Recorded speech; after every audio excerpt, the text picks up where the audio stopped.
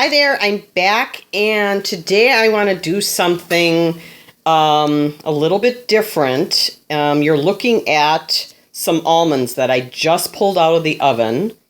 I took them out of the freezer and spread them out on a small baking pan with that's lined with parchment paper. And I just coated them a little bit with some safflower oil and a little sprinkling of sea salt, and then roasted them for about 12 minutes. They smell awesome. And what I want to do is I want to make some almond butter. I am completely out. I've been out for a while, so I am in dire need for some almond butter here. But the different thing that I'm going to do today is this. I'm actually going to make it in the dual action blender. Now I know in one of my most recent videos, I did an update on this blender. As far as nut butters go, according to Oster, it's not recommended because it doesn't have a strong enough motor to be able to handle something so viscous, thick, and hard like almonds. So I'm not recommending anybody do this. I'm just putting it out there nice and loud. This is my own personal experiment. If you choose to do it, that's up to you. So, but I'm going to do something a little different. I'm not even going to use the blender jar. I'm actually going to try this in a mason jar, and I'll explain why in just a second. So let me mount my camera so I'm not jiggling around. Hold on just a second. Okay, I'm going to do this in a mason jar, and one of the reasons I like to do it in a mason jar is because, now this is just a pint size, a 1 full pint size with the regular size mouth. You can't do this with a wide mouth. Obviously, the blade assembly won't fit. But the reason I want to try this in this is because from my experience doing this mason jar hack with my little blender in the basement, my little vintage model that's like a whole whopping 400 watts, I've noticed that when it's smaller space, confined space with the blades, it forces everything to keep going through the blades instead of flying out into the vast spaces of the jar, and then you're literally having to stop it every 20-30 seconds to scrape everything back down in the blades. Now, that may still be the case with the jar. We'll see, because I've never made a nut butter in the mason jar before, so we'll see how this goes. I'm also going to add plenty of peanut oil to it, so hopefully that will reduce the number of times I'll have to stop it and redistribute things and all that. And that's a bit of a pain when you're doing it in a mason jar because you have to take the blades off, and they're all messy and oily and everything. So it's not difficult. It's just kind of putsy. So let me get my almonds in here and some peanut oil, and we'll get started blending. So I'm limited on space today, so I'm just going to do some little brief interruptions. So hold on just a minute. I'll be right back. Okay, so I've got my almonds in here, and I did coat them with some safflower oil and a little bit of salt, like I said before I put them in the oven. And normally I would just sort of let this blend and see if I need to add more oil. But because I know this blender is a little bit weaker motor, I want to really help it along. So I put a couple more teaspoons of peanut oil in there. So let's get this all put together here.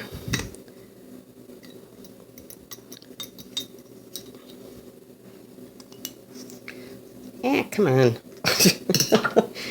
All right, so we're going to put our gasket on. And then we'll put our blades in the jar.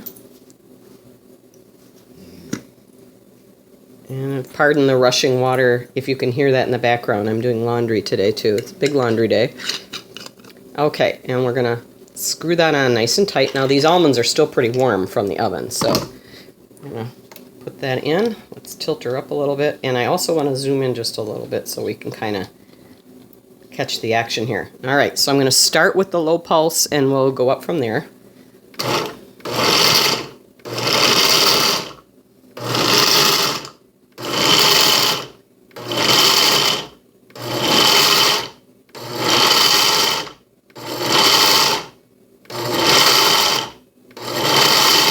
It is chopping them.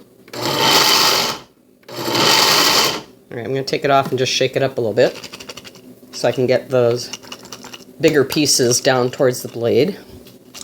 Oh, sorry about that. Like I said, it's kind of close quarters today.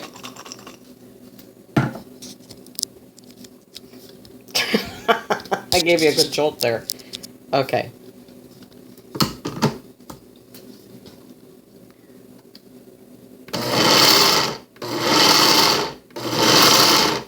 Let's try the high pulse. See, that's kind of what I thought would happen.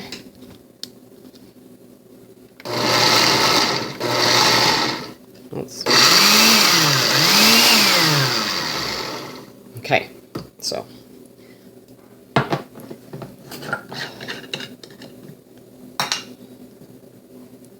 Okay, well, if you do try this at home, you're going to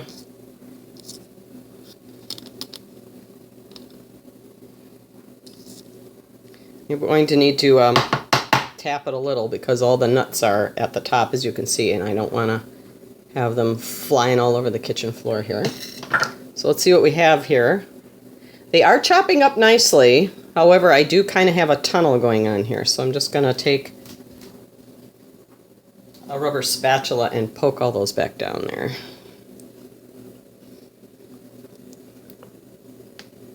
Wonder if my wooden spoon would fit in the mouth of this jar. Oh, good, it does. All right. Hang on, let me,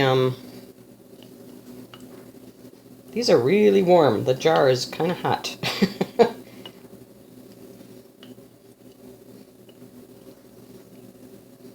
Okay, and to help this along, these are kind of dry, despite all the oil I've already put in there. I'm going to put a little more in. And it could be because of the heat. It could be because the almonds are still really warm from the oven. So I'm going to put a few more teaspoons of oil in there.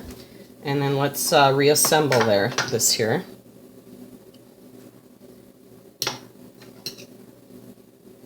Carefully. Especially with that oil, that blade gets a little slippery. We don't need any accidents here today. All right.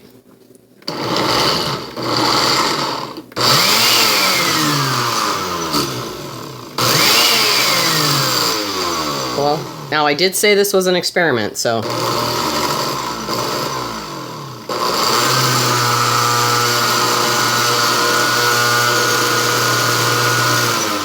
If you do want to try this at home too with this blender or something in that 600 watt range, periodically while you're doing it, put your hand on the back of your blender and feel it. Make sure if the motor feels like it's getting warm, stop. Let it cool down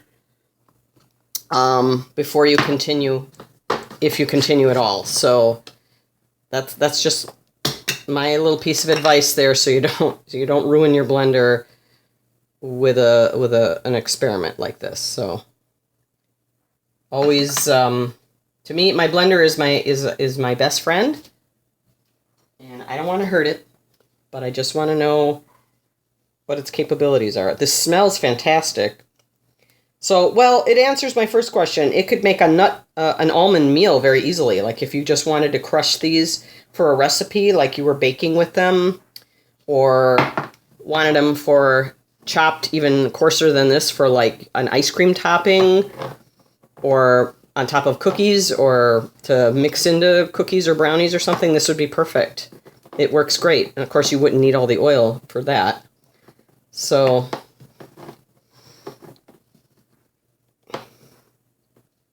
okay.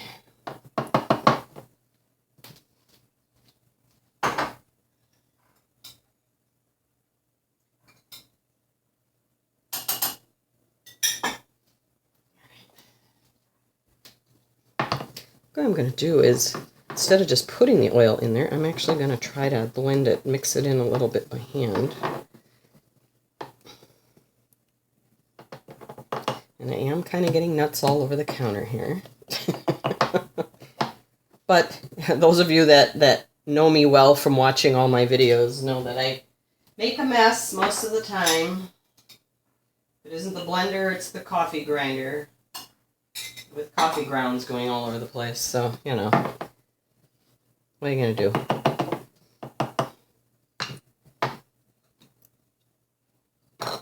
We just clean it up later.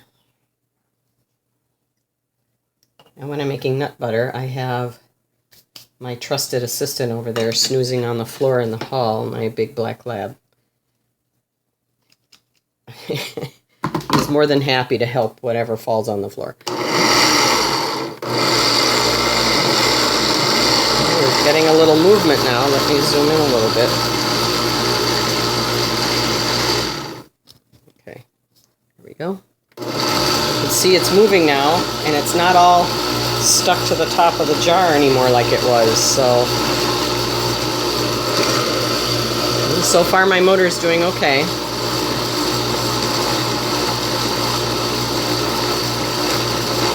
All right, let's see.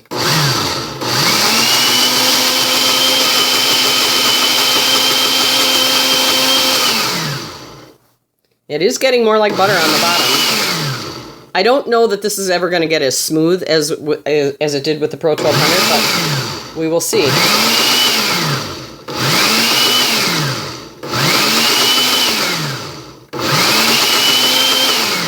I think the pulse function works pretty well here, because every time you stop, the mixture goes back into the blades versus staying stuck along the jar. I don't know if you could see this. Let me see if I can zoom a little further in here.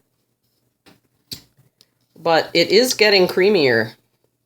It's all kind of falling down. It's like half the jar now. If you can see, the top is empty. It's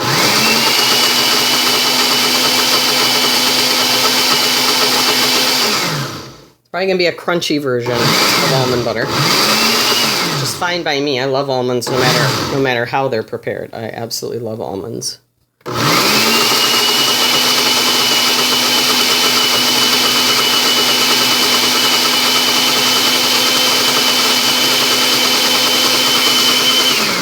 And the cool thing about doing it in the jar is after you take all this off, you put the lid on, you're done. You don't have to sit there scooping out around the blades and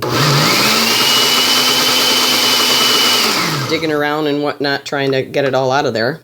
So, all right, let's take a look and see what we've got here. This looks pretty good. Oh boy. You know, the first couple minutes into this video, I did not think this was going to work. I thought, should I even post this? But, well, here's the blade. Look at how soft that is. Now, granted, I did have to add a little more oil than I normally would. Oh, my Lord, is that ever good? Holy cow, look at that. I hope you can see that. I mean, is the light there? Doesn't that look good? Oh my gosh, I'm just going to stick my spoon down in there so that you can see how soft that is. So, again, I am not in any way a representative of the company. All I can tell you is what they told me, that they do not recommend this with this blender. Or the Oster Fusion blender, which I failed to mention in the video that when I was talking about this, but I did put it in a comment below the video. The Oster Fusion blender, which is black and the buttons have that soft touch kind of feel to them, that blender and this blender are identical in every way except the way it looks, the housing. This one has a different housing because it's marketed strictly for sale in Walmart stores. The Fusion you can buy anywhere else where Oster products are sold.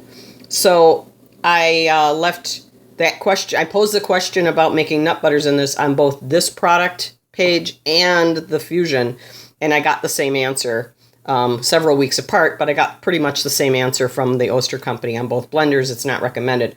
So I did this as an experiment because I wanted to see if I could do it.